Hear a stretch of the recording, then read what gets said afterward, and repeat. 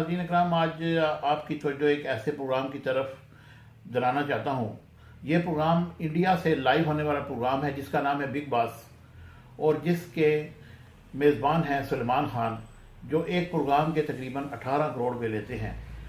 और बहुत सारे लड़के और लड़कियाँ इस प्रोग्राम में जाने के लिए ख्वाहिश का इज़हार करती हैं और उनको भी बेतहाशा रकूम मिलती हैं।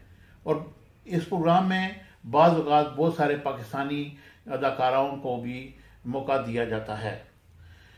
ये प्रोग्राम एक ऐसा प्रोग्राम है जिस पर जितनी तनकीद की जाए कम है। ये इंतहाई बेहुदा किस्म की ज़ुबान इस्तेमाल की करते हैं, लोगों के करैक्टर असैसिनेशन की जाती है और बेहुदा लिबास पहनाया जाता है। और इसके बाद ये लोगों की तवज्जो का मरकज़ बनने की कोशिश करते हैं। बहुत सारे अदाकार और अदाकाराएँ इस प्रोग्राम की वसातत से बड़ा नाम पैदा कर चुके हैं, लेकिन मैं तो ये कहूँगा कि पाकिस्तानी कौम को ये प्रोग्राम नहीं देखना चाहिए, क्योंकि इसमें हमारे मज़हब और हमारे रवायात की बिल्कुल अक्कासी नहीं होती। लेकिन हमारे नौजवान चूँकि इसके पसंद करते हैं, सारी सारी रात जाग कर इस प्रोग्राम को देखने की कोशिश करते हैं।